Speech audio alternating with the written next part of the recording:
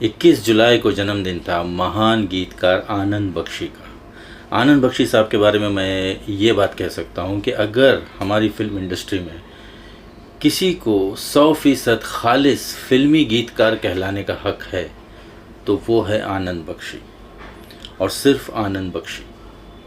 बख्शी साहब के अलावा जितने भी गीतकार थे, फिर वो साहिर हो, मजरू हो, शैलेंद्र हो, भरत व्यास हो, अनजान हो, कमर जलालाबादी, शकील बदायूनी, ये सभी लोग जो है महान गीतकार थे। इन लोगों ने जो काम किया है वो बेमिसाल है।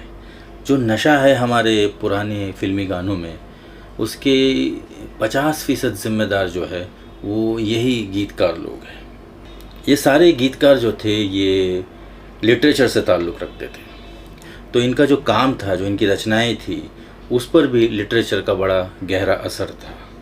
और इसके बनिस्बत आनंद बख्शी की जो रचनाएं थी, जो उनका काम था, वो लिटरेचर के इस असर से पूरी तरह से बेअसर था।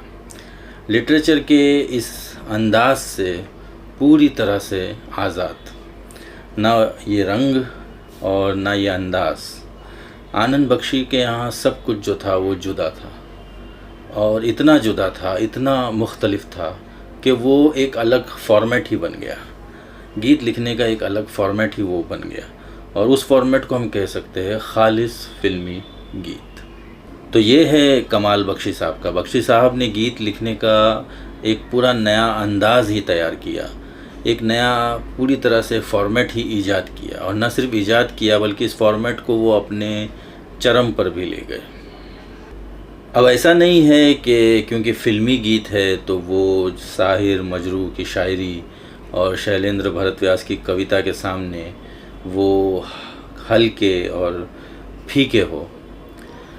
बख्शी साहब के गीतों को अगर हम देखें तो उनमें जिस तरह से शब्दों का चयन किया गया है, जिस तरह से शब्द चुने गए हैं, एक शब्द से जिस तरह से दूसरा शब्द निकलता है, और जिस तरह से वो रवानी उन्होंने तैयार की है, जैसा एक बहता पानी होता है, बहते पानी में जो स्मूथनेस होती है, जो आसानी होती है, वैसी एक रवानगी उन्होंने अपने हर गीत में तैयार की। तो जो लिखने की कला है, उस कला की तरफ अगर हम देखें और उस कला के पॉइंट ऑफ व्यू से अगर हम देखें तो बिल्कुल भी इनके जो ये फ़िल्मी गीत है वो साहिर, मजरू के शायरी और शैलेंद्र, भरत व्यास की कविता के सामने हल्की और फीकी नहीं मालूम पड़ती है।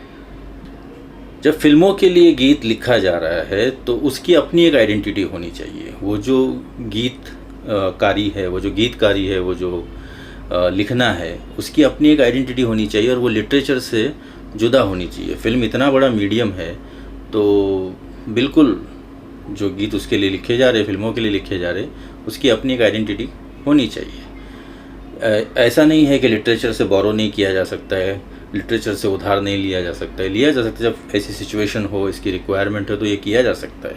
लिटरेचर से ताल्लुक़ रखने वाले गीतकारों ने काम भी बहुत बड़ा किया है, बहुत ही अनोखा, बहुत ही बेमिसाल काम उन लोगों ने किया है।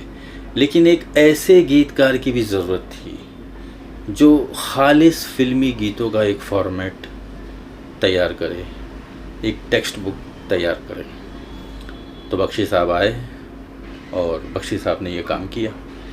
बख्शी साहब ने इस बात का ख़ास ख्याल रखा कि ये जो खालिस फिल्मी गीतों का फॉर्मेट है, इसमें हल्कापन ना आए। ये ना लगे कि इसके लिए कोई स्किल की ज़रूरत नहीं है, ये सिर्फ तुकबंदी है।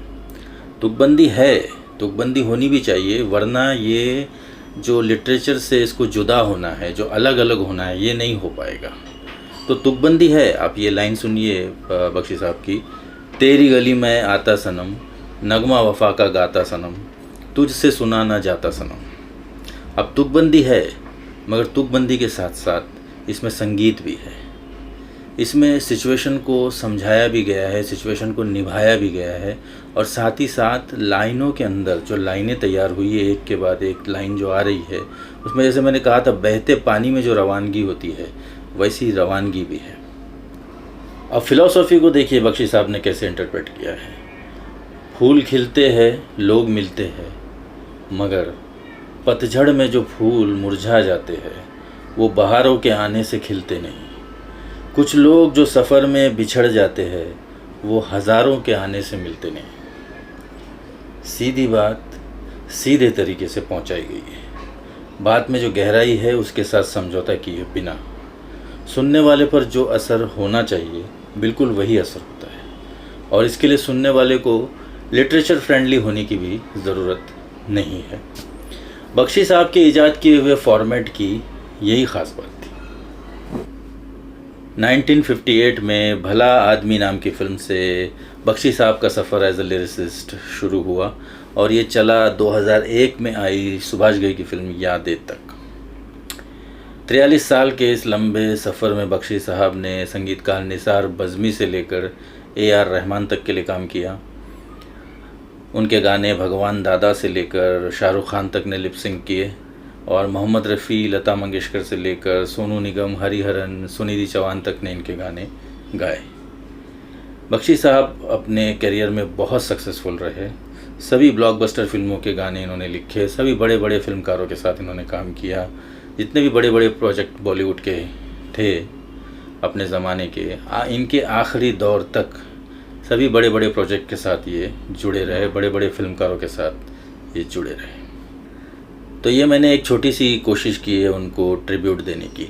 हालांकि बख्शी साहब का नाम, उनका काम इतना बड़ा है कि इतने छोटे से स्केल में उनको समेटा नहीं जा सकता है।